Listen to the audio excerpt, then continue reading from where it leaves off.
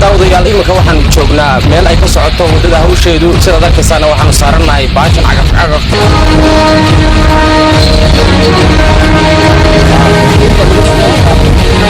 waxaweye way dhamaatay wadada ceergaabo iyo haday isku xirantay ceelaf weyn waxaweye wadada 300 kiiloomitir oo cid ku dhiidata la waayay wadadanu waxay ku jirtay barnaamijka xisbiga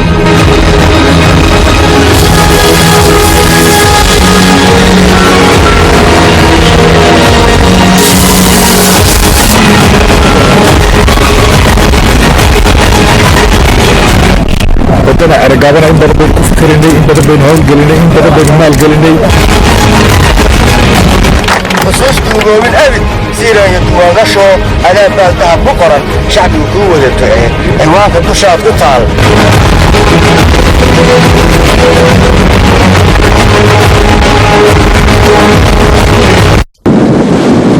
dhismaha wadada ceergaabo oo hadda loogu magac daray madaxweynaha hirgeliyay ee Axmed Maxamed Maxamuud Silaayo waa mid ka mid ah talaabooyinka ugu waaweyn dhinaca horumarka ee ay ku tallaabsatay Jamhuuriyadda Soomaaliland tan iyo intii ay la soo noqotay madax bannaanideeda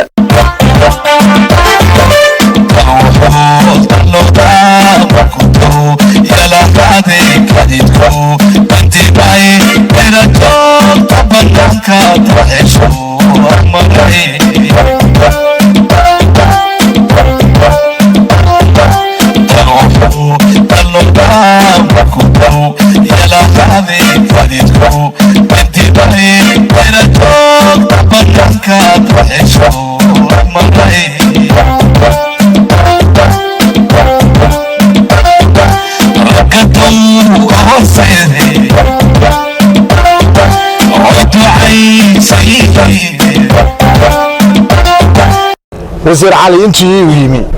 وداو دردرجلنتي xoog ay qaadatay ilaahay baa labada wasiir ee isku bedelay intii uu wasiirka cali marxaan yimi oo ah Sultan Cabdi Cadood waxaan aad ugu sii mahad celinayaa mar labaad wasiirka hawlaha guud iyo guriyada cali marxaan oo intii uu halkan joogay hawshii arkaysan maanta inaynu ka shaqo joogno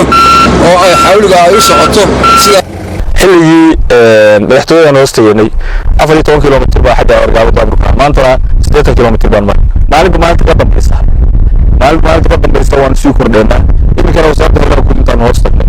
ama wasiirkan dambe yimi shaqada wasiir laba laabatay xaq qalab ha ahaato xaq shaqo ha ahaato xaq warhayneed ha